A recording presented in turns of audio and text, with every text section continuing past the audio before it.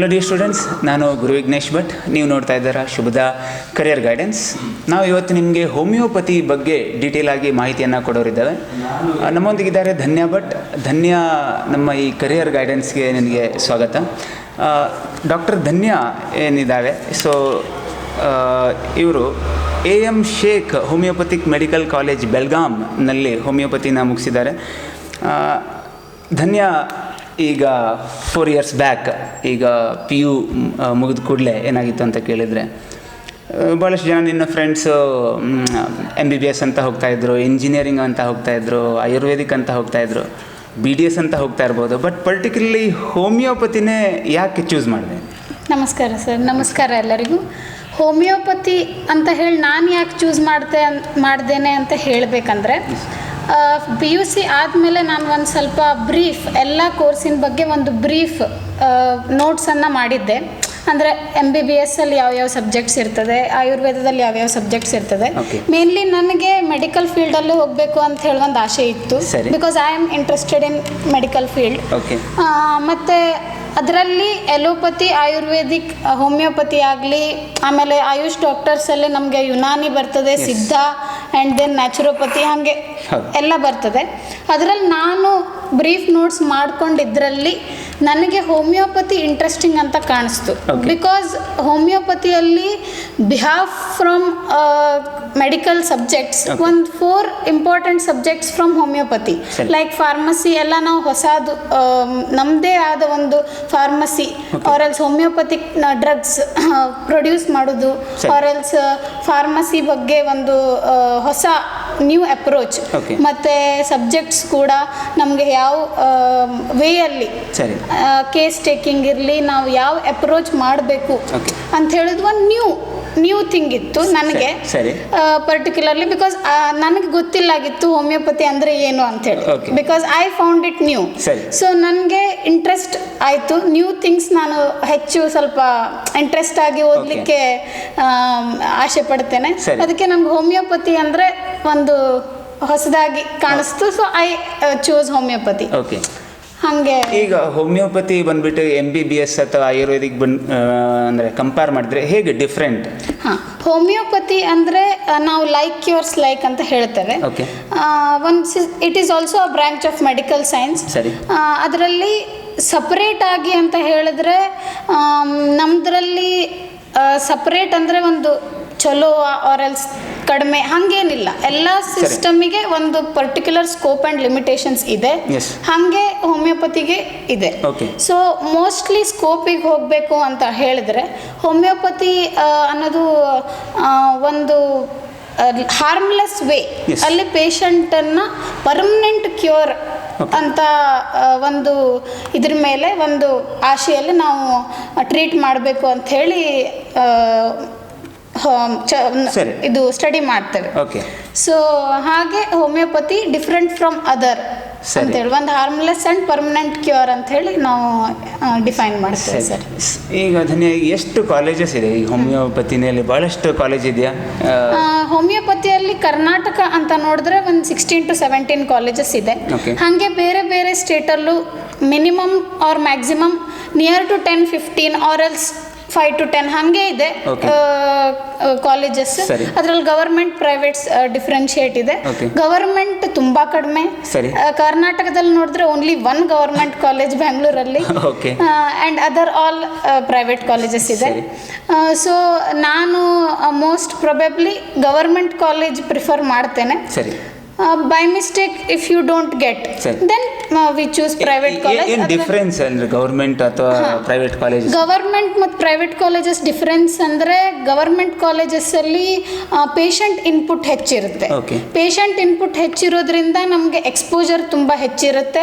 So ನಮ್ಮ homoeopathic medicines ಹೇಗೆ work ಆಗುತ್ತೆ ಅದು ಪೇಷಂಟಲ್ಲಿ ನಾವು ಲೈವ್ ನೋಡ್ಬೋದು, ಮತ್ತು ಅದ್ರ ಬಗ್ಗೆ ಹೇಗೆ ಮುಂದೆ ಫಾಲೋ ಅಪ್ ಮಾಡ್ಬೋದು, ಏನು ಮಾಡ್ಬೋದು ಅಂತೇಳಿ ಒಂದು ಡೀಟೇಲ್ ಚೆನ್ನಾಗಿ ಗೊತ್ತಾಗುತ್ತೆ. ಹೆಚ್ಚು ಪೇಷಂಟ್ಸ್ ಇದ್ರೆ ನಮ್ಗೆ ಹೆಚ್ಚು ನಾಲೆಜ್ ಬರುತ್ತೆ ಅಂತ ಹೇಳಿ ನಾನು ಇದು ಮಾಡ್ತೇನೆ. ಈಗ ನಿಮ್ಮ ಕಾಲಕ್ಕೆ CET ಇದ್ದಿತ್ತು, CET ಥ್ರೂ ಎಂಟರ್ ಆಗಿತ್ತು. ಈಗ ಬಹುಶಃ ನೀಟ್ ಥ್ರೂ ಎಂಟರ್ ಆಗ್ಬಿಡ್ತಾರೆ. ಎಷ್ಟು ಇಂಟೇಕ್ ಇರುತ್ತೆ ಈಗ ಒಂದು ಕಾಲೇಜ್ ಅಂತ ಹೇಳಿದ್ರೆ? ಎಷ್ಟು ತಗೋತಾರೆ ಸೀಟ್ಸ್? ಇಂಟೇಕ್ ಅಂದ್ರೆ ಒಂದು college nearly 100 minimum, maximum 100 people ಇರ್ತಾರೆ ಒಂದು ಬ್ಯಾಚ್ ಅಲ್ಲಿ.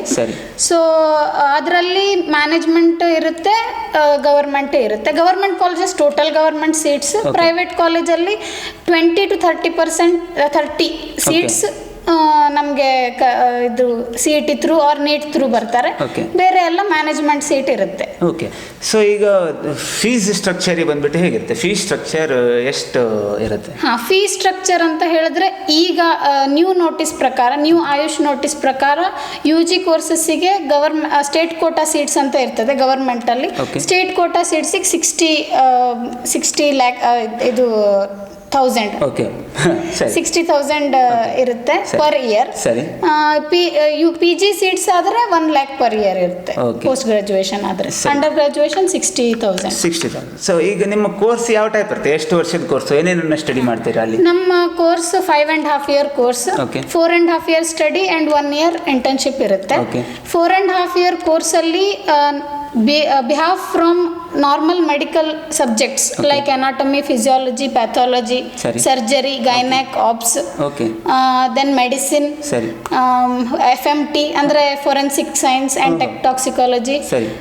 ಅದು ಬಿಟ್ಟು ಮತ್ತು 4 ಹೋಮಿಯೋಪತಿಕ್ ಸಪ್ರೇಟ್ ಸಬ್ಜೆಕ್ಟ್ಸ್ ಇರ್ತವೆ, ಲೈಕ್ ಹೋಮಿಯೋಪತಿಕ್ ಫಾರ್ಮಸಿ ಅಂತೇಳಿ. ಅದರಲ್ಲಿ ನಾವು ಹೋಮಿಯೋಪತಿ ಡ್ರಗ್ಸ್ ಅನ್ನ ಯಾವ ರೀತಿ ಪ್ರಿಪೇರ್ ಮಾಡ್ತೇವೆ, ಮತ್ತೆ ಅದ್ರ ಪೊಟೆನ್ಸಿ, ಅದ್ರ ಡೋಸ್, ಆಮೇಲೆ ಡಯಟ್ ಅಂಡ್ ರೆಜಿಮನ್ ಹೇಗಿರಬೇಕು ಒಂದು ಪೇಷಂಟ್ ಅಲ್ಲಿ, ಮತ್ತೆ ಯಾವ ಪೊಟೆನ್ಸಿ ಅಲ್ಲಿ ಕೊಟ್ಟರೆ ಅವರಿಗೆ ಕ್ಯೂರ್ ಆಗುತ್ತೆ ಅಂತ ಹೇಳಿ ಹೋಲ್ ಟೋಟಲ್ ಸ್ಟಡಿ ನಾವು ಹೋಮಿಯೋಪತಿಕ್ ಫಾರ್ಮಸಿಯಲ್ಲಿ ಮಾಡ್ತೇವೆ.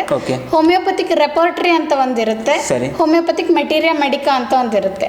ಹೋಮಿಯೋಪತಿಕ್ ಮೆಟೀರಿಯಾ ಮೆಡಿಕಾ ಅಂದ್ರೆ ಒಂದು ಡ್ರಗ್ ನಾವು ಹೆಲ್ದಿ ಪರ್ಸನ್ ಅಲ್ಲಿ ಕೊಟ್ಟಾವಾಗ ಯಾವ್ಯಾವ ಸಿಂಪ್ಟಮ್ ಅನ್ನ ಪ್ರೊಡ್ಯೂಸ್ ಮಾಡುತ್ತೆ ಅಂತ ಹೇಳಿ ಒಂದು ಪಿಕ್ಚರ್ ಮಾಡಿರ್ತೇವೆ. ಅದನ್ನ ನಾವು ಡಿಸೀಸ್ಡ್ ಪರ್ಸನ್ ಅಲ್ಲಿ ಮ್ಯಾಚ್ ಮಾಡಿ ಕೊಡಬೇಕಾಗುತ್ತೆ. That is what homoeopathy, like cures like. So ಹಾಗೆ ಮೆಟೀರಿಯಾ ಮೆಡಿಕಾ ಅಂದ್ರೆ ಒಂದು ಡ್ರಗ್ ಪಿಕ್ಚರ್ ಬಗ್ಗೆ ಓದುದು, collection of drug picture is materia medica. Repertory ಅಂತ ಹೇಳಿದ್ರೆ ಅದರದ್ದು ಒಂದು index or else reference small form ಅಲ್ಲಿ ಒಂದು ಸಿಂಪ್ಟಮ್ಗೆ ಯಾವ ಡ್ರಗ್ ಮ್ಯಾಚ್ ಆಗುತ್ತೆ ಅಂತ ಹೇಳಿ. ಓನ್ಲಿ ಒನ್ ಡ್ರಗ್ ಮ್ಯಾಚ್ ಆಗಲ್ಲ, ತುಂಬ ಮ್ಯಾಚ್ ಆಗುತ್ತೆ. ಆದರೆ ನಾವು ಅವ್ರ ಪರ್ಸನಾಲಿಟಿ, ಅವ್ರ ಲೈಫ್ ಸ್ಟೈಲ್, ಅವರ mental behaviour, emotional behaviour and personal history, ಅಂದರೆ ಅವ್ರು ಯಾವ ಡಯಟ್ ತಗೊಳ್ತಾರೆ, each religion wise, place wise, ಅವ್ರ ಎನ್ವೈರ್ಮೆಂಟಲ್ ವೈಸ್ ಅವ್ರು ತುಂಬ different type of life style ಇರುತ್ತೆ. ಸೊ ಅದರೆಲ್ಲ ಕನ್ಸಿಡರ್ ಮಾಡಿ, ಅದೆಲ್ಲ ಕನ್ಸಿಡರೇಷನ್ನಲ್ಲಿ ಯಾವ ಡ್ರಗ್ ಪ್ರೂವ್ ಆಗಿದೆ ಒಂದು ಹೆಲ್ದಿ ಇಂಡಿವಿಜುವಲ್ ಅಲ್ಲಿ, ಹಾಗೆ ಸಿಂಪ್ಟಮ್ಸ್ ಪ್ರೊಡ್ಯೂಸ್ ಆಗಿದೆ, ಅವರಿಗೆ ಮ್ಯಾಚ್ ಮಾಡಿ ಆ ಡ್ರಗ್ ಕೊಡಬೇಕಾಗುತ್ತೆ. So case taking is very important ಹೋಮಿಯೋಪತಿಯಲ್ಲಿ. ಸೊ ನಾವು ಒಂದು ಕೇಸ್ ಟೇಕಿಂಗ್ ತಗೊಳ್ಬೇಕಿದ್ರೆ even mental, emotional level and then personal hygiene or personal history, ಅವ್ರ ಲೈಫ್ ಸ್ಟೈಲ್ ಎಲ್ಲ ಹೋಲ್ ಹಿಸ್ಟ್ರಿ ಫಸ್ಟ್ ಕೇಸ್ ಟೇಕಿಂಗಲ್ಲಿ ತಗೊಳ್ತೇವೆ. ಫಾಲೋ ಈಸಿಯಾಗಿ ಆಗುತ್ತೆ. ಬಟ್ ಕೇಸ್ ಟೇಕಿಂಗ್ ಯಾಕೆ ಹೆಚ್ಚು ತಗೊಳ್ಬೇಕು ಅಂತ ಹೇಳಿದ್ರೆ, ಹೋಲ್ ಪರ್ಟಿಕ್ಯುಲರ್ ಪರ್ಸನ್ನಿಗೆ ಇರುವ ಎಲ್ಲ ಡಿಸೀಸ್ ಆರ್ ಎಲ್ಸ್ ಎಲ್ಲ ಸಿಂಪ್ಟಮ್ ಕಂಬೈನ್ಡ್ ಡಿಸೀಸ್ ಅಂತ ಇರುತ್ತೆ. ಸಮ್ ಪೀಪಲಲ್ಲಿ ಸಿಂಪ್ಟಮ್ಸ್ ಹೆಚ್ಚಿರುತ್ತೆ. So some people will have only few symptoms. ಹಾಗೆ ಡಿಫ್ರೆನ್ಶಿಯೇಟ್ ಮಾಡಿದವಾಗ ಅವ್ರ ಪ್ರಕಾರ ಅವ್ರ ಬಾಡಿಗೆ ಯಾವ್ದು ಸೂಟ್ ಆಗುತ್ತೆ ಅಂತ ಹೇಳಿ ನಾವು ಮ್ಯಾಚ್ ಮಾಡೋದಿರುತ್ತಲ್ಲ, ಅದನ್ನ ಹೋಮಿಯೋಪತಿಕ್ ರೆಪರ್ಟರಿ ಅಂತ ಹೇಳ್ತೇವೆ. ನಾವು ಅದನ್ನ ಮ್ಯಾಚ್ ಮಾಡಿ, ಅದರಲ್ಲಿ ತುಂಬಾ ಸಾಫ್ಟ್ವೇರ್ಸ್ ಇದೆ, ನಾವು ಸಾಫ್ಟ್ವೇರ್ ಥ್ರೂ ಮಾಡ್ತೇವೆ. ಈಗ ಮುಂದೆ ನಾವು ಕೈಯಲ್ಲಿ ಮ್ಯಾಚ್ ಮಾಡೋದು ಮಾಡ್ತಿದ್ವಿ, ನಂಬರ್ಸ್ ಇರ್ತಿತ್ತು, ಅದಕ್ಕೆ ಸಿಂಪ್ಟಮ್ಸ್ ಅಂಡ್ ನಂಬರ್ ವೈಸ್ ನಾವು ಮ್ಯಾಚ್ ಮಾಡಿ ಕೊಡ್ತಿದ್ವಿ. ಈಗ ಅದಕ್ಕೆ ಒಂದು ಸಾಫ್ಟ್ವೇರ್ ಬಂದಿದೆ, ಅದು ಆ ಸಾಫ್ಟ್ವೇರ್ ಅಲ್ಲಿ ನಾವು ಮ್ಯಾಚ್ ಮಾಡಿ ಕೊಡ್ತೇವೆ. ಅವ್ರ ಸಿಂಪ್ಟಮ್ಸ್ ಎಲ್ಲ ತಗೊಂಡು ಅದನ್ನು ಆ ಸ್ಟಡಿಯನ್ನು ಅವರಲ್ಲಿ ನಾವು ಸಾಫ್ಟ್ವೇರ್ ಹೇಗೆ ಯೂಸ್ ಮಾಡಬೇಕು ಆರ್ ಎಲ್ಸ್ ಹೇಗೆ ಮ್ಯಾಚ್ ಮಾಡಬೇಕು ಅನ್ನೋದು homoeopathic repertory. Okay. Homoeopathic organon of medicine ಅಂತ ಒಂದಿದೆ, ಸರಿ. 4th subject. ಓಕೆ.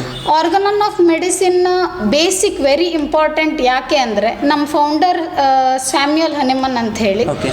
ಅವರು ಒಂದು ಹೋಮಿಯೋಪತಿಯನ್ನು ಸ್ಟಾರ್ಟ್ ಮಾಡಬೇಕಿದ್ರೆ ಅವ್ರ ಎಕ್ಸ್ಪೀರಿಯನ್ಸ್ ಆ್ಯಂಡ್ ಅವ್ರ ಪ್ರಕಾರ ಇರೋ ರೂಲ್ಸ್ ಆ್ಯಂಡ್ ರೆಗ್ಯುಲೇಷನ್ಸ್ ಸರಿ. Towards homeopathy, Okay. ಅವ್ರ ಪ್ರಿನ್ಸಿಪಲ್ಸ್ ಏನೇನಿತ್ತು ಅದೆಲ್ಲ ಅವರು ಒಂದು ಬುಕ್ಕಲ್ಲಿ Okay. ಫಾರ್ ಎಡಿಷನ್ಸ್ ಥ್ರೂ ಅವರು ಪಬ್ಲಿಷ್ ಮಾಡಿದ್ದಾರೆ. ಸರಿ. ಅದ್ರ ಮೇಲೆ ನಾವು ಈ ಹೋಮಿಯೋಪತಿಯನ್ನು ಅಂದರೆ ಸ್ಟಡಿ ಮಾಡ್ತೇವೆ. Okay. ಸೊ ಬೇಸಿಕ್ ಪ್ರಿನ್ಸಿಪಲ್ಸನ್ನು ಓದೋದು ಆರ್ಗನನ್ ಆಫ್ ಮೆಡಿಸಿನ್ ಅಂತ ಸಬ್ಜೆಕ್ಟಲ್ಲಿ. ಓಕೆ. ಸೊ ಫಸ್ಟ್ ಇಯರಲ್ಲಿ ಅನಾಟಮಿ, ಫಿಸಿಯಾಲಜಿ ಸರಿ. ಆ್ಯಂಡ್ ಫಾರ್ಮಸಿ, ಹೋಮಿಯೋಪತಿಕ್ ಫಾರ್ಮಸಿ ಅಂತ ಬರುತ್ತೆ. Okay. ಸೆಕೆಂಡ್ ಇಯರಲ್ಲಿ ಪ್ಯಾಥಾಲಜಿ ಮತ್ತು FMT ಅಂದರೆ forensic medicine and toxicology. Okay. ಅದರಲ್ಲಿ ಮತ್ತೆ ಇದು organon of medicine and materia medica join ಆಗುತ್ತೆ. ಸರಿ. ಆಮೇಲೆ ಥರ್ಡ್ ಇಯರಲ್ಲಿ ಸರ್ಜರಿ, ಆಪ್ಸ್, ಗೈನೆಕ್. Okay. ಆಮೇಲೆ ಸೇಮ್ ಮೆಟ್ರಿಯಾ ಮೆಡಿಕಾ ಇದು organon of medicine and repertory ಸರಿ. ಜಾಯಿನ್ ಆಗುತ್ತೆ. ಅದರಲ್ಲಿ ಹೇಗೆ ಓದ್ತೇವೆ ಅಂತ ಹೇಳಿದ್ರೆ half part wise ಓದ್ತೇವೆ. Yes. Because whole homeopathic material medica ಎಲ್ಲ ಡ್ರಗ್ಸ್ 1 ಇಯರಲ್ಲಿ ಓದಲಿಕ್ಕೆ ಆಗೋದಿಲ್ಲ. Okay. ಸೊ ನಾವು ಒಂದು ಹಾಫ್ ಮಾಡಿ ಓದ್ತೇವೆ. ಒಂದು 50-100 ಡ್ರಗ್ಸ್ ಇನ್ ಸೆಕೆಂಡ್ ಇಯರ್, ಹಾಗೆ ಮತ್ತು 100 ಡ್ರಗ್ಸ್ ಹಾಗೆ ಕಂಟಿನ್ಯೂ ಆಗುತ್ತೆ. ಫೈನಲ್ ಇಯರಲ್ಲೂ ಆ 3 ಸಬ್ಜೆಕ್ಟ್ ಕಂಟಿನ್ಯೂ ಆಗುತ್ತೆ ವಿತ್ ಮೆಡಿಸಿನ್. ಓಕೆ. ಹಾಗೆ ಓದ್ತೇವೆ. ಈಗ ಇಷ್ಟೆಲ್ಲ ಇದ್ರೆ ಈ ಕೇಸ್ ಸ್ಟಡೀಸು ಬೇರೆ ಬೇರೆ ನೇಚರ್ ಇರುತ್ತೆ. ಸೊ ಡಿಫಿಕಲ್ಟ್ ಅಂತ ಅನ್ಸತ್ತಾ? ಅಂದರೆ ಎಂಟರ್ ಆದಮೇಲೆ ಏನು ಅನ್ಸತ್ತೆ? ನಾನು ಫಸ್ಟ್ ಬ್ರೀಫ್ ಆಗಿ ಒಂದು ನೋಟ್ ಮಾಡಿದ್ದೆ, ಅದಕ್ಕೆ ನನಗೆ ಇಂಟ್ರೆಸ್ಟಿಂಗ್ ಕಾಣಿಸಿತ್ತು. ಅದಕ್ಕೆ ನನಗೆ ಹೋಗಬೇಕಾದ್ರೆ ಡಿಫಿಕಲ್ಟಿ ಅನ್ನೋಕ್ಕಿಂತ ಹೆಚ್ಚಿಂದ ಇಂಟ್ರೆಸ್ಟಿಂಗ್ ಅನಿಸ್ತು. ಸರಿ. Because something like interesting to study new things. ಹೌದು. ಸೊ ನನಗೆ ಪರ್ಟಿಕ್ಯುಲರ್ಲಿ ಇಂಟ್ರೆಸ್ಟ್ ಬಂದಿತ್ತು. ಸರಿ. ಫಾರ್ಮಸಿ ಅಂದರೆ ಏನು, specially repertory or else materia medica, new term, ನಮಗೆ ಅದು ಎಲ್ಲೂ ಸಿಗೋದಿಲ್ಲ ಕೇಳಲಿಕ್ಕೆ. ಸೊ ನ್ಯೂ ಟರ್ಮ್ ಅಂಥೇಳಿ ನನಗೆ ಓದಲಿಕ್ಕೆ ಸ್ವಲ್ಪ ಇಂಟ್ರೆಸ್ಟ್ ಬಂದಿತ್ತು. ಡಿಫಿಕಲ್ಟಿ ಅಂತ ಹೇಳಿದ್ರೆ ಈಚ್ ಆ್ಯಂಡ್ ಎವ್ರಿ ಕೋರ್ಸಲ್ಲಿ ಒಂದು ಸ್ವಲ್ಪ ಡಿಫಿಕಲ್ಟಿ ಇದ್ದೇ ಇರುತ್ತೆ. ಯಾವುದಾದ್ರೂ ಒಂದು ಡಿಫಿಕಲ್ಟಿ ಇದ್ದೇ ಇರುತ್ತೆ ಯಾವುದೋ ಒಂದು ಸಬ್ಜೆಕ್ಟಲ್ಲಿ. But we can cover up. ಅಂದರೆ ನಮ್ಮ ಇಂಟ್ರೆಸ್ಟ್ ಬಗ್ಗೆ, ಅಂದರೆ ನಾನು ಹೋಮಿಯೋಪತಿಯೇ ಸೆಲೆಕ್ಟ್ ಮಾಡು ಆರಲ್ಸ್ ಆಯುರ್ವೇದಿಕ್ಕೆ ಸೆಲೆಕ್ಟ್ ಮಾಡು ಅಂತ ಹೇಳಿ ಫೋರ್ಸ್ ಮಾಡೋದಿಲ್ಲ. ಬಟ್ ಅವ್ರ ಇಂಟ್ರೆಸ್ಟ್, ಅವ್ರಿಗೆ ನ್ಯೂ ಥಿಂಗ್ ಏನಾದರೂ ಕಲಿಬೇಕಂತ ಅನಿಸ್ತು, ಆರಲ್ಸ್ ಅವ್ರಿಗೆ ಹೋಮಿಯೋಪತಿ ಬಗ್ಗೆ ಒಂದು ಇಂಟ್ರೆಸ್ಟ್ ಇದೆ ಅಂತ ಹೇಳಿ ಗೊತ್ತಾದರೆ ಮಾತ್ರ ಅವರು ಹೋಮಿಯೋಪತಿ ಸೆಲೆಕ್ಟ್ ಮಾಡಿದ್ರೆ ಚಲೋ ಅಂತ ಹೇಳಿ ನನ್ನ ಒಂದು ಪರ್ಸನಲ್ ಮೆಸೇಜ್. ಈಗ ನೆಕ್ಸ್ಟ್ ಈಗ ಒಂದು ಹೋಮಿಯೋಪತಿ ಕೋರ್ಸ್ ಕಂಪ್ಲೀಟ್ ಆಯಿತು ಹೇಳಿದ್ರೆ ನೆಕ್ಸ್ಟ್ ಹೈಯರ್ ಸ್ಟಡೀಸಿಗೆ ಏನೇನು ಆಪ್ಷನ್ ಇದೆ? ಇದು ಇಂಡಿಯಾದಲ್ಲಿ ಏನೇನು ಆಪ್ಷನ್ ಇದೆ ಅಥವಾ ಅಬ್ರಾಡ್ ಯಾವ ಟೈಪ್ ಆಪ್ಷನ್ಸ್ ಇದೆ? ನಮ್ಮ ಈಗ BHMS ಮಾಡ್ತೇವೆ ನಾವು. ಸೆಕೆಂಡ್ PU ಆದಮೇಲೆ bachelor of homeopathic medicine and surgery ಅಂತ ಹೇಳಿ BHMS ಮಾಡ್ತೇವೆ. ಅದಾದಮೇಲೆ ಪೋಸ್ಟ್ ಗ್ರಾಜುಯೇಷನ್ ಮಾಡ್ಬೋದು. ಪೋಸ್ಟ್ ಗ್ರಾಜುಯೇಷನಲ್ಲೂ ಹಾಗೆ ಹೋಮಿಯೋಪತಿಕ್ ಸಬ್ಜೆಕ್ಟ್ಸ್ ಇದೆ, ಮೆಟ್ರಿಯಾ ಮೆಡಿಕಾ, ರೆಪರ್ಟ್ರಿ, ಆರ್ಗನನ್, ಅದರಲ್ಲಿ MD ಮಾಡ್ಬೋದು. ಇಲ್ಲಾಂದರೆ ಜನರಲ್ ಮೆಡಿಸಿನಲ್ಲೂ MD ಮಾಡ್ಬೋದು. ಆಮೇಲೆ ಪೀಡಿಯಾಟ್ರಿಕ್ಸ್, ಹೋಮಿಯೋಪತಿಕ್ ಪೀಡಿಯಾಟ್ರಿಕ್ಸ್ ಅಂತ, ಪೀಡಿಯಾಟ್ರಿಕ್ಸಲ್ಲೂ ನಾವು MD ಮಾಡ್ಬೋದು. ಹೋಮಿಯೋಪತಿಕ್ ಫಾರ್ಮಸಿಯಲ್ಲಿ ಮಾಡ್ಬೋದು. ಸೈಕ್ಯಾಟ್ರಿಯಲ್ಲಿ MD ಮಾಡ್ಬೋದು. ಹಾಗೆ ಸಬ್ಜೆಕ್ಟ್ಸ್ ಇದೆ. ಇಂಡಿಯಾದಲ್ಲೇ ಮಾಡ್ತಾರಾ ಅಥವಾ ಎಲ್ಲರೂ ಅಂದರೆ ಅಬ್ರಾಡ್ ಹೋಗ್ತಾರಾ? ಹೆಂಗೆ? ಮೋಸ್ಟ್ ಇಂಡಿಯಾದಲ್ಲಿ ಮಾಡ್ತಾರೆ. ಚಲೋ ಇದೆ ಇಂಡಿಯಾದಲ್ಲಿ, ಹಾಗೇನು ಇದು ಇಲ್ಲ. ಅಂದರೆ ಇಂಡಿಯಾದಲ್ಲಿ ಮಾಡ್ತಾರೆ ಚಲೋ. ನೋಟೇಬಲ್ ಅಂದರೆ ಇದು ಪರ್ಟಿಕ್ಯುಲರ್ ಇಲ್ಲಿ ಈ ಅಂದರೆ ಕೆಲವರು ಈಗ ದಿಲ್ಲಿಗೆ ಹೋಗೋರು ಇರ್ತಾರೆ, ಕೆಲವರು ಕೋಲ್ಕತ್ತಾ ಹಿಂಗೆ ಹೋಗೋರು ಇರ್ತಾರೆ. ನಿಮ್ಮ ಹೋಮಿಯೋಪತಿಕ್ ಫೀಲ್ಡ್ನಲ್ಲಿ ಯಾವುದು ಪರ್ಟಿಕ್ಯುಲರ್ ಹೈಯರ್ ಸ್ಟಡೀಸಿಗೆ? ಹೈಯರ್ ಸ್ಟಡೀಸಿಗೆ ಮೋಸ್ಟ್ ಗವರ್ಮೆಂಟ್ ಕಾಲೇಜಸ್ ಆಪ್ಟ್ ಮಾಡಬೇಕು. ಬಿಕಾಸ್ ಗವರ್ಮೆಂಟ್ ಕಾಲೇಜಸ್ಸಲ್ಲಿ ನಮಗೆ ಪೋಸ್ಟ್ ಗ್ರ್ಯಾಜುಯೇಷನಲ್ಲಿ ಮೇನ್ ಥಿಂಗ್ ಪೇಷಂಟ್ ಹ್ಯಾಂಡ್ಲಿಂಗ್ ಬೇಕು ಸ್ಟಡಿಗಿಂತ. ಸ್ಟಡಿ ನಮ್ಗೆ ಇರುತ್ತೆ ಬ್ಯಾಕ್, ಬಟ್ ಪರ್ಸ್ನಲ್ ಅಂದರೆ ನೆಕ್ಸ್ಟ್ ಕರಿಯರಿಗೆ ಬೇಕಾಗುವಂಥ ಪೇಷಂಟ್ ಹ್ಯಾಂಡ್ಲಿಂಗ್ ನಾವು ಇದು ಮಾಡಬೇಕು. ಸೊ ನಾವು ಹೆಚ್ಚು ಪೇಷಂಟ್ ಎಕ್ಸ್ಪೋಜರ್ ಇರೋದು ಗವರ್ಮೆಂಟ್ ಕಾಲೇಜ್ ಇರ್ತದೆ. ಸೊ ನಾವು ಗವರ್ಮೆಂಟ್ ಕಾಲೇಜಿಗೆ ಮೋಸ್ಟ್ ಆಪ್ಟ್ ಮಾಡ್ತೇವೆ. ಇಲ್ಲಾಂದರೆ ಪ್ರೈವೇಟ್ ಕಾಲೇಜಸ್ಸು ಚೆನ್ನಾಗಿದೆ, ಪ್ರೈವೇಟ್ ಕಾಲೇಜಸ್ಸು ನಾವು ಆಪ್ಟ್ ಮಾಡ್ಬೋದು. ಲೈಕ್ ಮಂಗಳೂರು ಸೈಡಲ್ಲಿ ಫಾದರ್ ಮುಲ್ಲರ್ ಇದೆ, ಬೆಳಗಾವಿ ಸೈಡಲ್ಲಿ 3 ಕಾಲೇಜಸ್ ಇದೆ, 3 to 4. ಬೆಳಗಾವಲ್ಲಿ AM ಶೇಖ್ ಇದೆ, KLE ಇದೆ. KLE ಹೊಸದಾಗಿ ಅವರು ಮಾಡಿದ್ದಾರೆ, 2 years 3 years ಆಗಿದೆ ಅವ್ರು ಸ್ಟಾರ್ಟ್ ಮಾಡಿ. ಆದರೆ ಪೋಸ್ಟ್ ಗ್ರಾಜುಯೇಷನ್ ಇಲ್ಲ KLE ಅಲ್ಲಿ, ಅಂಡರ್ ಗ್ರಾಜುಯೇಷನ್ ಮಾತ್ರ ಇದೆ. ದೆನ್ ಭರ್ತೇಶ್ ಅಂತ ಒಂದು ಕಾಲೇಜ್ ಇದೆ. ಓಕೆ. ಶಿವಬಸವ ಜ್ಯೋತಿ ಅಂತ ಕಾಲೇಜ್ ಇದೆ ಬೆಳಗಾಮಲ್ಲಿ. ಓಕೆ. ಗುಲ್ಬರ್ಗಾದಲ್ಲಿ ಒಂದು ಕಾಲೇಜ್ ಇದೆ. ಓಕೆ. ಮತ್ತೆ ಧಾರವಾಡಲ್ಲಿ ಒಂದು ಬಿ ಡಿ ಜತ್ತಿ ಅಂತ ಹೇಳಿ ಕಾಲೇಜ್ ಇದೆ. ಓಕೆ. ಹಾಗೆ ಬೆಂಗಳೂರಲ್ಲಿ 2-3 ಪ್ರೈವೇಟ್ ಕಾಲೇಜಸ್ಸು ಇದ್ದಾವೆ. ಸರಿ. ಸೊ ಹಾಗೆ ನಾವು ಸುಮಾರು ಕಾಲೇಜ್ ಇದ್ದಾವೆ, ನಾವು ಆಪ್ಟ್ ಮಾಡಿಕೊಂಡು ಹೋಗ್ಬೋದು. ಸ್ಕೋಪ್ ಅಂತ ಬಂದ್ಬಿಟ್ರೆ ಈಗ ಕಂಪೇರ್ ಟು MBBS ಅದು ಅಂದರೆ ಆ್ಯಲೋಪತಿಗೆ ಅಥವಾ ಈ ಆಯುರ್ವೇದಿಕ್ ಕಂಪೇರ್ ಮಾಡಿದ್ರೆ ಈ ಹೋಮಿಯೋಪತಿ ಏನೋ ಇನ್ನೂ ಲೈಮ್ ಲೈಟಿಗೆ ಬರಲಿಲ್ಲ ಅಂತ ಅನ್ಸುತ್ತೆ ನಿಮಗೆ? ಅಂದರೆ ಎಲ್ಲೋ ಒಂದು ಕಡೆ ಇನ್ನೂ ನಮ್ಮ ಸೊಸೈಟಿಗೆ ಹೋಮಿಯೋಪತಿಕ್ ಅಂತಂದ್ರೆ ಅದು ಯಾವ್ದು ಅಂತ ಕೇಳುವಂಥ ಪರಿಸ್ಥಿತಿ ಇದೆ ಕೆಲವೊಂದು ಕಡೆ. ಸೊ ಏನು ಅದರ ರೀಸನ್? ಅದರ ರೀಸನ್ ಅಂದರೆ ಹೋಮಿಯೋಪತಿ ಅಂತ ಹೇಳಿ ತುಂಬ ಜನ ಬಂದು ಅಪ್ರೋಚ್ ಮಾಡಿಲ್ಲ. Because homeopathy is something different from normal ಲೈಫಲ್ಲಿ. ನಾವು ಎಲೋಪತಿ ಅಂತ ಸುಮಾರು ಜನ ಕೇಳ್ತಾರೆ, ಸುಮಾರು ಅಡ್ವರ್ಟೈಸ್ಮೆಂಟ್ ಅವ್ರ ಮಾರ್ಕೆಟಿಂಗ್ ಅವ್ರ ಹಾಗೆ ಇರುತ್ತೆ. ಹೋಮಿಯೋಪತಿಯಲ್ಲಿ ಸ್ವಲ್ಪ ಡಿಫ್ರೆಂಟ್ ಅಪ್ರೋಚ್ ಇದೆ. ಮುಂದೆ ಅದು ತುಂಬ ಕಡಿಮೆ ಇತ್ತು ಕೇಳೋದು, ಆದರೆ ಈಗ ನಾನು ನೋಡ್ತಿರೋ ಪ್ರಕಾರ ತುಂಬ ಜನರಿಗೆ ಒಂದು ಹೋಮಿಯೋಪತಿ ನಾಲೆಜ್ ಬಂದಿದೆ. ಹೋಮಿಯೋಪತಿ ಅಂದರೆ ಏನು, ಎಸ್ಪೆಷಲಿ ವಿಲೇಜಸ್ಸಲ್ಲಿ, ಟೌನಲ್ಲಿ, ಸಿಟಿಯಲ್ಲಿ ತುಂಬ ಜನ ಈಗ ಎಸ್ಪೆಷಲಿ ಮಹಾರಾಷ್ಟ್ರದಲ್ಲಿ ಮೇನ್ ಆಗಿ ಹೋಮಿಯೋಪತಿಗೆ ಹೋಗ್ತಾರೆ ಪೇಷಂಟ್ಸ್. ಸೊ ಹೋಮಿಯೋಪತಿಯಲ್ಲಿ ಸ್ಮಾಲ್ ಡಿಸೀಸಿಂದ ಒಂದು ಕ್ಯಾನ್ಸರ್ ಡಿಸೀಸ್ ಕ್ಯೂರ್ ಮಾಡಿದ್ದು ಎಕ್ಸಾಂಪಲ್ಸ್ ಇದೆ. ಸೊ ಕ್ಯಾನ್ಸರ್ ಪೇಷಂಟ್ಸನ್ನು ಹ್ಯಾಂಡಲ್ ಮಾಡೋದು ಹೇಗೆ ಮತ್ತು ಅವರಿಗೆ ಹೋಮಿಯೋಪತಿಯಲ್ಲಿ ಹೇಗೆ ಕ್ಯೂರ್ ಮಾಡ್ಬೋದು ಅಂತೇಳಿ ಫಸ್ಟ್ 2 ಸ್ಟೇಜಸ್ಸಲ್ಲಿ ಹೇಗೆ ಕ್ಯೂರ್ ಮಾಡ್ಬೋದು ಡ್ರಗ್ಸಿಂದ, ಆ ಅಪ್ರೋಚ್ ಇದೆ. ಸೊ ಸ್ಮಾಲ್ ಡಿಸೀಸಿಂದ big disease or else life threatening disease ಅಲ್ಲೂ ನಮ್ಮ ಸ್ಕೋಪ್ ಇದೆ. ಸೊ ಈಗೀಗ ಹೋಮಿಯೋಪತಿ ಬಗ್ಗೆ ತುಂಬ ಒಂದು ಅಭಿಪ್ರಾಯ ಈಗ ಬರ್ತಾ ಇದೆ. ಸೊ ಇನ್ನೂ ಬರ್ತದೆ ಮುಂದೆ ಅಂತ ಹೇಳಿ ನಾನು ಓಕೆ. ಅಂದರೆ ಕೆಲವರಿಗೆ ಈಗ ಸ್ಟೂಡೆಂಟ್ಸ್ ಇದನ್ನು ನೋಡ್ತಾ ಇದ್ರೆ ಈ ಹೋಮಿಯೋಪತಿ ತಗೋಬಹುದಾ, ಹೆಂಗೆ ಬೇಡ ಹೇಗೆ ಅಂದರೆ ಈ ಟೈಪ್ ಡೈಲೆಮಾದಲ್ಲಿ ಇರ್ತಾರೆ. ಹಾಗಾಗಿ ಹೆದರೋ ಕೆಲಸ ಅಲ್ಲ. ನೀವು ಬೈ ಚಾನ್ಸ್ ನಿಮ್ಗೆ ಇಂಟ್ರೆಸ್ಟ್ ಉಂಟು ಆ ಫೀಲ್ಡ್ನಲ್ಲಿ ಅಥವಾ ನಿಮ್ಗೆ ಏನಾದ್ರು ಒಂದು ಸ್ವಲ್ಪ ಏನಾದ್ರು ಹೊಸದನ್ನು ಕಲಿಬೇಕಂತ ಇದ್ದರೆ ಡೆಫಿನೆಟ್ಲಿ ನೀವು ತಗೋಬೋದು ಅಂತ ಹೇಳ್ತಾ ಇದ್ದೀನಿ. ಸೊ ಈಗ ಪರ್ಸ್ನಲ್ ಎಕ್ಸ್ಪೀರಿಯನ್ಸ್ ಹೆಂಗಿತ್ತು ಧನ್ಯ? ಈಗ ಏನೂ ಗೊತ್ತಿಲ್ಲಾಗಿತ್ತು ಹೋಮಿಯೋಪತಿಗೆ, when you entered in that college, ಹೆಂಗಿತ್ತು ಆ ಅಟ್ಮಾಸ್ಫಿಯರ್, ಹೆಂಗಿತ್ತು ಪರ್ಸ್ನಲ್ ಎಕ್ಸ್ಪೀರಿಯನ್ಸ್ ಹೆಂಗಿತ್ತು? ಪರ್ಸ್ನಲ್ ಎಕ್ಸ್ಪೀರಿಯನ್ಸ್ ಅಂದರೆ ಒಂದು ಬ್ರೀಫ್ ನೋಡಿದವಾಗ ಒಂದು ಇಂಟ್ರೆಸ್ಟ್ ಇತ್ತು. ಅದು ಹೋಗಾದ್ಮೇಲೆ ಇನ್ನೂ ಒಂದು ಸ್ವಲ್ಪ ಗೊತ್ತಾದವಾಗ ಅಂದರೆ ಅದ್ರ ಪ್ರಿನ್ಸಿಪಲ್ಸ್ ಆರಲ್ಸ್ ಅದ್ರ ಫಾರ್ಮಸಿ ಹೇಗಿದೆ ಅಂತ ಗೊತ್ತಾದ್ಮೇಲೆ ಇನ್ನೂ ಇಂಟ್ರೆಸ್ಟ್ ಹೆಚ್ಚಾಯಿತು ನನಗೆ ಪರ್ಸ್ನಲಿ. ಆಮೇಲೆ ಒಂದು ಪೇಷಂಟನ್ನು ನೋಡಬೇಕಿದ್ರೆ 3rd ಇಯರಿಂದ ನಮ್ಗೆ ಮೋಸ್ಟ್ ಕ್ಲಿನಿಕಲ್ ಕ್ಲಾಸಸ್ ಅಂತ ಸ್ಟಾರ್ಟ್ ಆಗುತ್ತೆ. 2nd ಇಯರ್ 3rd ಇಯರಲ್ಲಿ ನಮ್ಮ ಕ್ಲಿನಿಕಲ್ ಕ್ಲಾಸಸ್ ಅಂತ ಸ್ಟಾರ್ಟ್ ಆಗುತ್ತೆ. ಅದರಲ್ಲಿ clinical approach or else clinically ಯಾವ ಥರ ಪೇಷಂಟ್ಸ್ ಬರ್ತಾರೆ ನಮ್ಮ ಹತ್ರ, ನಾವು ಹೇಗೆ ಕೇಸನ್ನು ತಗೊಳ್ಬೇಕು, ಯಾವ ರೀತಿ ನಾವು ಮ್ಯಾಚ್ ಮಾಡಿ ಆ ಡ್ರಗ್ಗನ್ನು ಕೊಡಬೇಕು ಅಂಥೇಳಿ ಒಂದು ಬ್ರೀಫ್ ನಮ್ಗೆ ಗೊತ್ತಾಗ್ತದೆ ಒಂದು ಕ್ಲಿನಿಕಲ್ ಕ್ಲಾಸಸ್ಸಲ್ಲಿ. ಸೊ ಆ ಕ್ಲಿನಿಕಲ್ ಕ್ಲಾಸಸ್ಸಲ್ಲಿ ಗೊತ್ತಾದವಾಗ ನನಗೆ ಇನ್ನೂ ಚೆನ್ನಾಗಿ ಅಂದರೆ ಒಂದು ಅಪ್ರೋಚ್ ಬಂತು. ಫಸ್ಟ್ ಇಯರಲ್ಲಿ ನಾವು ಓನ್ಲಿ ಥಿಯರಿ ವೈಸ್ ಓದ್ತೇವೆ, ಪ್ರಾಕ್ಟಿಕಲಿ ನಮ್ಗೆ ಗೊತ್ತಿರೋದಿಲ್ಲ ಹೋಮಿಯೋಪತಿ ಹೇಗೆ ಒಂದು ಪೇಷಂಟಲ್ಲಿ ಕ್ಯೂರ್ ಮಾಡ್ಲಿಕ್ಕೆ ಸಾಧ್ಯ ಎಲ್ಸ್ ಹೇಗಿರ್ತದೆ ಅಂತೇಳಿ ನಮ್ಗೆ ಗೊತ್ತಿರೋದಿಲ್ಲ ಫಸ್ಟ್ ಇಯರಲ್ಲಿ. ಸೊ ಫಸ್ಟ್ ಇಯರಲ್ಲಿ ಥಿಯರಿ ಒಂದು ಸಲ ಓದಾದ್ಮೇಲೆ ಅದ್ರ ಬಗ್ಗೆ ಏನು ಅಂತೇಳಿ ಗೊತ್ತಾದ್ಮೇಲೆ, ಫಾರ್ಮಸಿ ಗೊತ್ತಾದ್ಮೇಲೆ, 2nd ಇಯರಲ್ಲಿ 3 ನ್ಯೂ ಸಬ್ಜೆಕ್ಟ್ ಯಾವಾಗ ಜಾಯಿನ್ ಆಗ್ತದೆ ಅದರಲ್ಲಿ ನಮಗೆ ಅಪ್ರೋಚ್ ಅಂದರೆ ಒಂದು ಪೇಷಂಟ್ ಬಂದವಾಗ ಹೇಗೆ ಹ್ಯಾಂಡಲ್ ಮಾಡಬೇಕು, ಯಾವ ಥರ ನಾವು ಡ್ರಗ್ಗನ್ನು ಕೊಡಬೇಕು ಅನ್ನೋದು ಒಂದು ಗೊತ್ತಾಗುತ್ತೆ.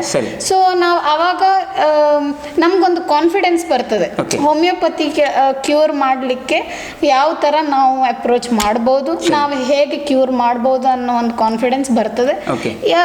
ಹಾಗೆ ಇಂಟರ್ನ್ಶಿಪ್ಪಲ್ಲೂ ಹಾಗೆ ನಾವು ಹೋಮಿಯೋಪತಿಕ್ ಡ್ರಗ್ಸನ್ನು ಕೊಡಬೇಕಿದ್ರೆ ಪೇಷಂಟಿಗೆ ಆವಾಗಲೂ ನಮಗೆ ಅವ್ರು ಬಂದು ಫಾಲೋ ಅಪ್ ಮಾಡಬೇಕಾದ್ರೆ ನನಗಿದು ಈ ಸಿಂಪ್ಟಮ್ ಕಡಿಮೆ ಆಗಿದೆ, ಅವ್ರ ಸಮ್ 4-5 ಸಿಂಪ್ಟಮ್ಸಲ್ಲಿ ಒಂದು 2-3 ಕಡಿಮೆ ಆಗಿ ಒಂದು 2-3 ಉಳಿದಿದೆ, ಅದನ್ನು ಹೆಂಗೆ ನಾವು ಮಾಡಬೇಕು ಅಂತ ಹೇಳಿ ಒಂದು ಕೇಳ್ತಾರೆ.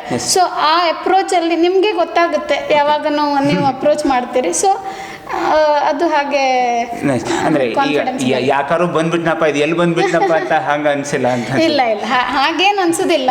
Because it is similar to somewhat MBBS Ayurveda ಎಲ್ಲ ಸಿಮಿಲರ್ ಸಬ್ಜೆಕ್ಟ್ಸ್ ಇರ್ತವೆ. ಬಿಟ್ಟರೆ ಏನು ಹೊಸದು ನ್ಯೂ ಸಮಥಿಂಗ್ ನೀನು ಹ್ಯೂಜ್ ಏನೋ ಮಾಡ್ಲಿಕ್ಕೆ ಹೋಗೋದು ಹಂಗಿಲ್ಲ. ಎನಾಟಮಿ ಫಿಸಿಯಾಲಜಿ ಎಲ್ಲ ನೀವು MBBS ಅಲ್ಲಿ ಇರೋದೇ ಇದೆ, ಆಯುರ್ವೇದದಲ್ಲಿ ಇರೋದೇ ಇದೆ. ಆದರೆ ಸ್ವಲ್ಪ ಹೋಮಿಯೋಪತಿಕ್ ಸಬ್ಜೆಕ್ಟ್ಸ್ ಒಂದು 4 ಎಕ್ಸ್ಟ್ರಾ ಇದೆ. ಆ 4 ಎಕ್ಸ್ಟ್ರಾ ಇರೋದು ಇಂಟ್ರೆಸ್ಟಿಂಗ್ ಇದೆ, ಏನು ಡಿಫಿಕಲ್ಟಿ ಇಲ್ಲ ಅಂತ ಹೇಳಿ ನಾನು ಹೇಳಬೇಕಂತ. ಸೊ ಫೈನಲಿ ಧನ್ಯ. ಈಗ ಈ ವಿಡಿಯೋನ ಪರ್ಟಿಕ್ಯುಲರ್ಲಿ PU1 ಅವ್ರು ನೋಡ್ತಾ ಇದ್ದಾರೆ, PU2ದವರು ನೋಡ್ತಾ ಇದ್ದಾರೆ. ಬೀಂಗ್ ಎ ಸೀನಿಯರ್ ಅವರಿಗೆ ಏನು ಹೇಳಲಿಕ್ಕೆ ಇಷ್ಟಪಡ್ತೀನಿ? ನಾನು ಅಂದರೆ PU ಸೆಕೆಂಡ್ ಇಯರ್ ಆದಮೇಲೆ ಯಾವ ನಿಮಗೆ CET ಆರ್ ಎಲ್ಸ್ ಒಂದು ಕಾಂಪಿಟೇಟಿವ್ ಎಕ್ಸಾಮಿಗೆ ಟೈಮಲ್ಲಿ ನಿಮ್ಗೆ ಯಾವ ಟೈಮ್ ಸಿಗ್ತದಲ್ಲ ಸ್ವಲ್ಪ, ಆ ಟೈಮಲ್ಲಿ ನೀವು homeopathy, Ayurveda or else Unani or else naturopathy, MBBS ಎಲ್ಲದ್ರ ಬಗ್ಗೆ ಸ್ವಲ್ಪ ಬ್ರೀಫ್ ಆಗಿ ಅದು ಯಾವ ಥರ ಇರುತ್ತೆ, ಏನೇನು ಸಬ್ಜೆಕ್ಟ್ಸ್ ಇರ್ತದೆ ಅಂತ ಒಂದು ಸ್ವಲ್ಪ ಬ್ರೀಫ್ ನೋಡಿಕೊಂಡ್ರೆ ಪಕ್ಕ ನಿಮಗೆ ಒಂದು ಇಂಟ್ರೆಸ್ಟ್ ಬರುತ್ತೆ, ಒಂದು ಹೊಸದು ಕಲಿಬೇಕಂತ ಅನಿಸುತ್ತೆ. ಆ್ಯಂಡ್ ಸ್ಕೋಪ್ ಕೂಡ ಚೆನ್ನಾಗಿದೆ, ಈಗ ತುಂಬ ಚೆನ್ನಾಗಿ ಆಗಿದೆ. ಈಗ ಹೋಮಿಯೋ ಕೇರ್ ಆಗಲಿ, ಡಾಕ್ಟರ್ ಬತ್ರಾಸ್ ಕ್ಲಿನಿಕ್ ಆಗಲಿ, ಹಾಗೆ ತುಂಬ ಇನ್ಸ್ಟಿಟ್ಯೂಷನ್ಸ್ ಆಗಿದೆ ಹೋಮಿಯೋಪತಿ ಡಾಕ್ಟರ್ಸಿಗೆ. ಈವನ್ ಆಯುಷ್ ಡಾಕ್ಟರ್ಸ್ ಅಂತ ಹೇಳಿ ಕರಿತೇವೆ. ಆಯುರ್ವೇದ, ಯೋಗ, ಸಿದ್ಧ ಆ್ಯಂಡ್ ಹೋಮಿಯೋಪತಿ, ಯುನಾನಿ ಅವರಿಗೆ ಆಯುಷ್ ಡಾಕ್ಟರ್ಸ್ ಅಂತ ಹೇಳ್ತೇವೆ. ಸೊ ಹಾಗೆ ಗವರ್ಮೆಂಟ್ ಜಾಬ್ಸ್ ಇದೆ. ಆ್ಯಂಡ್ ನಮಗೆ ಲೆಕ್ಚರಿಂಗ್ ಇನ್ ಹೋಮಿಯೋಪತಿಕ್ ಫೀಲ್ಡಲ್ಲಿ ನಾವು ಒಂದು ಸ್ಕೋಪ್ ಇದೆ. ಆ್ಯಂಡ್ ಪೋಸ್ಟ್ ಗ್ರ್ಯಾಜುಯೇಷನ್ ಮಾಡಿ ಇಂಡಿವಿಜುವಲ್ ಕ್ಲಿನಿಕ್ ನೀವು ರನ್ ಮಾಡ್ಬೋದು. ಇಂಡಿವಿಜುವಲ್ ಕ್ಲಿನಿಕ್ಕಲ್ಲಿ ನಮ್ಮದೇ ಆದ ಒಂದು ಫಾರ್ಮಸಿಯನ್ನು ನಾವು ಕ್ರಿಯೇಟ್ ಮಾಡ್ಕೊಳ್ಬೋದು. ಬಿಕಾಸ್ ಹೊರಗಡೆ ಯಾವ ಜನರಲ್ ಸ್ಟೋರಲ್ಲೂ ನಮ್ಗೆ ಹೋಮಿಯೋಪತಿ ಸಿಗೋದಿಲ್ಲ. ಬಿಕಾಸ್ ಈಚ್ ಆ್ಯಂಡ್ ಎವ್ರಿ ಪೇಷಂಟಿಗೆ ಡಯಾಗ್ನೋಸಿಸ್ ಮೇಲೆ ನಾವು ಡ್ರಗ್ ಕೊಡೋದಿಲ್ಲ. ಈಚ್ ಆ್ಯಂಡ್ ಎವ್ರಿ ಪೇಷಂಟಿಗೆ 2 ಪೇಷಂಟಿಗೆ ಸೇಮ್ ಡಿಸೀಸ್ ಇದ್ದರೂ ಅವರ ಸಿಂಪ್ಟಮ್ ಬೇರೆ ಬೇರೆ ಟೈಪ್ ಅಪ್ರೋಚ್ ಇರ್ತದೆ, ಬೇರೆ ಬೇರೆ ಡ್ರಗ್ಗೆ ಅವ್ರಿಗೆ ಬರ್ತದೆ. ಸೊ ಫಾರ್ಮಸಿಯನ್ನು ಹ್ಯಾಂಡಲ್ ಮಾಡೋದು doctors is A right thing in homeopathy. So ನಾವು ಕ್ಲಿನಿಕ್ ತೆಗೆದ್ರು ಕ್ಲಿನಿಕ್ ವಿತ್ ಫಾರ್ಮಸಿಯನ್ನು ನಾವು ಡೆವಲಪ್ ಮಾಡ್ಕೊಳ್ಬೋದು ಇಂಡಿವಿಜುವಲ್ ಆಗಿ. ಇದು ಬೆಸ್ಟ್ ಆಪ್ಷನ್. ಹಾಗೆ ನಾನು ಒಂದು ಲೆಕ್ಚರಿಂಗ್ ಆರ್ ಎಲ್ಸ್ ಹಾಗೂ ಹೋಗ್ಬೋದು. MD ಮಾಡಿದ್ರೆ ಬೆಸ್ಟ್ ಥಿಂಗ್. ಹೌದು. ಓಕೆ ಸ್ಟೂಡೆಂಟ್ಸ್, ನಮ್ಮ ಡಾಕ್ಟರ್ ಧನ್ಯ ಅವರಿಗೆ ಥ್ಯಾಂಕ್ ಯು ಹೇಳೋಣ. ಇಷ್ಟೊತ್ತು ನಮಗೆ ಹೋಮಿಯೋಪತಿ ಬಗ್ಗೆ ಡೀಟೇಲ್ ಆಗಿ ಮಾಹಿತಿಯನ್ನು ನೀಡಿದ್ದಾರೆ. So Dhanya, thank you very much. Students, ನಮ್ಮ ನೆಕ್ಸ್ಟ್ ವಿಡಿಯೋದಲ್ಲಿ ಬೇರೊಂದು ಕಾನ್ಸೆಪ್ಟ್ ಜೊತೆಗೆ ನಿಮಗೆ ಭೇಟಿ ಆಗ್ತೇವೆ. ಬಾಯ್.